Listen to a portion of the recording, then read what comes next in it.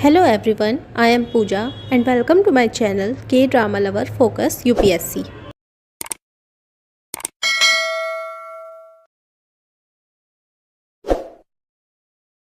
इस वीडियो में हम तीनों ही पोर्चुगीज़ वर्सर ऑफ इंडिया को कवर करेंगे।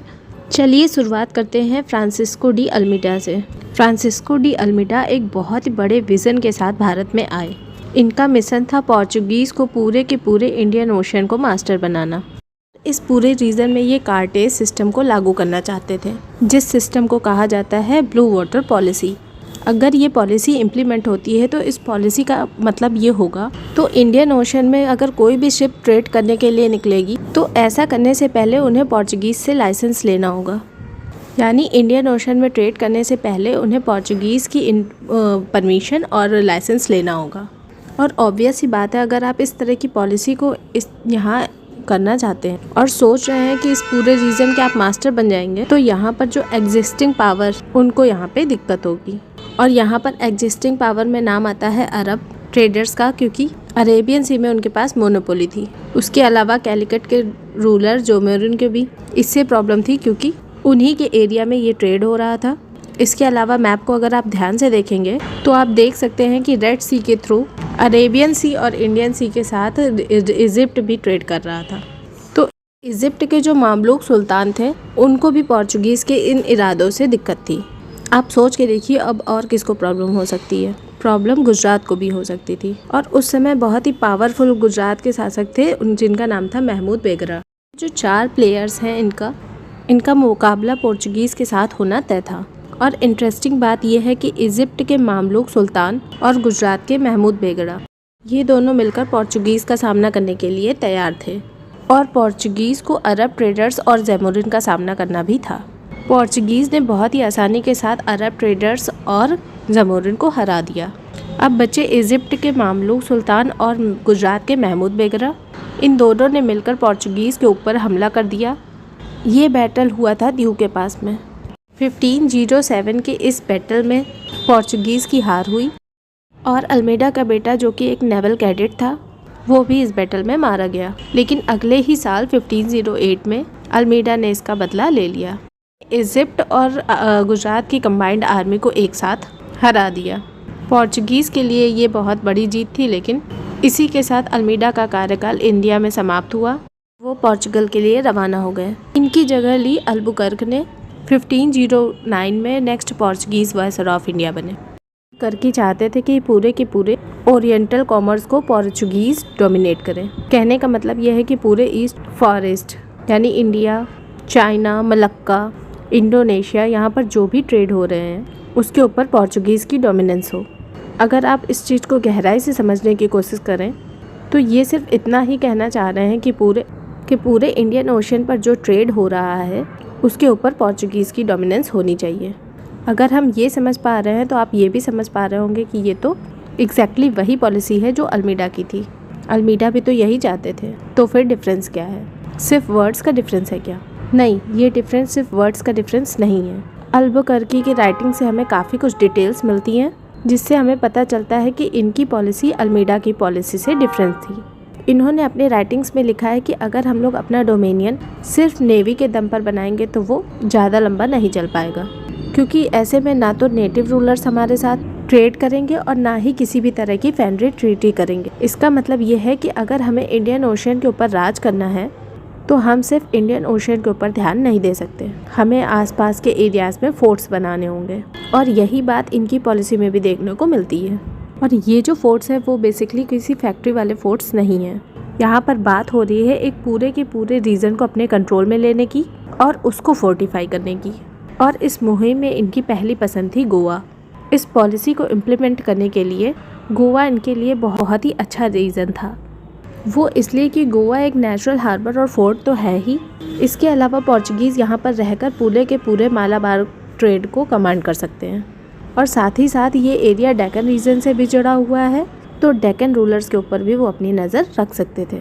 और क्योंकि उस समय गुजरात नॉर्थ का सारा ट्रेड गुजरात सी पोर्ट से होता था और ये रीजन गुजरात सी पोर्ट के काफ़ी पास था, तो ये भी एक बहुत बड़ी वजह है कि पोर्चुगीज़ को लगा कि गोवा को अपने कंट्रोल में लेना चाहिए।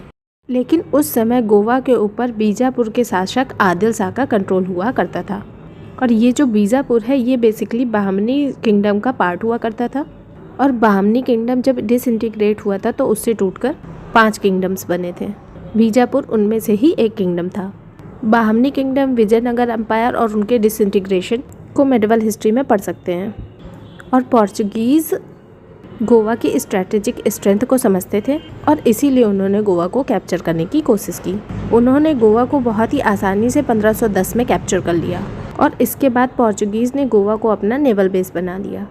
और हम कह सकते हैं कि अलेक्जेंडर के इन्वेजन के बाद ये कि जब यूरोपियंस ने इंडिया की कोई टेरिटरी ऑक्यूपाई की थी, टेरिटरी बनी गोवा। गोवा को 1510 में पोर्चुगीज़ ने कैप्चर कर लिया और इसके बाद यहाँ पर बहुत सारे चेंजेस किए गए।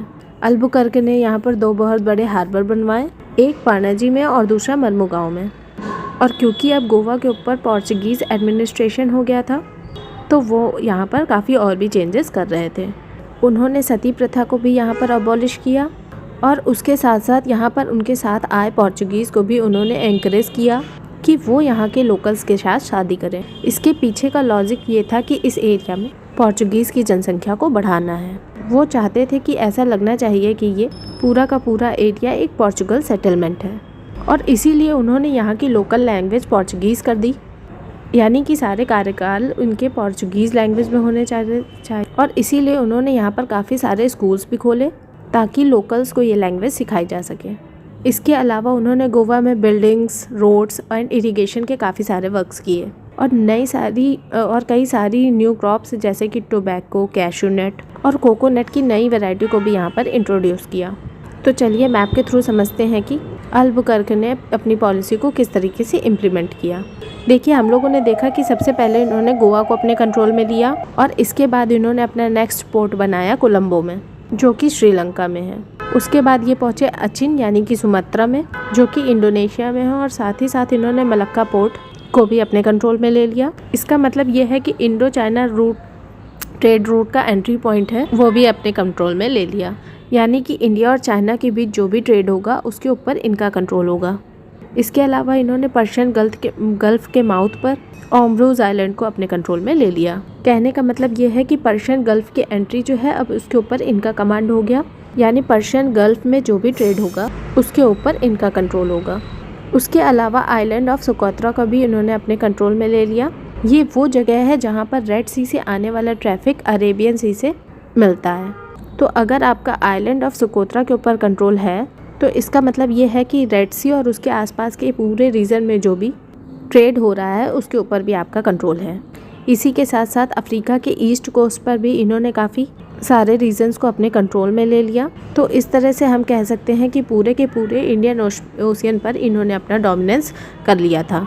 इसका मतलब ये है कि इंडियन ट्रेड से अरब्स को इन्होंने लात मार के भगा दिया। और जैसा कि हमने देखा कि ओमरूज, गोवा और मलक्का की ऊपर इनका कंट्रोल था, तो इसका मतलब ये है कि पोर्चुगीज़ का पूरे के पूरे इंडियन ओशन पर कंट्रोल था। और इस पूरे के पूरे इंडियन ओशन में इन्होंने परमिट सिस्टम लागू कर दिया था, यानी इंडियन ओशन में अगर किसी भी शिप को सेल करना है तो ऐसा करने से पहले उन्हें पोर्चुगीज़ से परमिट लेना होगा। तो आप देख सकते हैं कि अल्बुकर्क जिस समय पोर्चुगीज़ वायसराय इंडिया थे उस ऐसे कई सारे डेवलपमेंट हुए जिससे पोर्चुगीज़ की पावर ईस्ट में बहुत तेज़ी से बढ़ने लगी। इसीलिए अल्बुकर्क को real founder of Portuguese power in east कहते हैं। तो ये थी डिटेल्स अल्बुकर्क की, जो पोर्चुगीज़ वायसराय ऑफ इंडिया रहे 1509 से 1515 तक। इसके बाद जो next important Portuguese viceroy of India थे वो थे नीनो दी कुन्हा, जो यहाँ पर पोर्चुगीज़ वायसराय ऑफ इंडिया रहे 1529 से लेकर के 1538 तक। तो अब हम इनकी बात करेंगे अपने नेक्स्ट वीडियो में। सो आज के लिए थैंक यू। और इसका पहले का पार्ट हमारे वो चैनल पे पड़ा हुआ है, आपने अगर नहीं देखा हो तो आप वहाँ से देख सकते हैं। Thank you so much.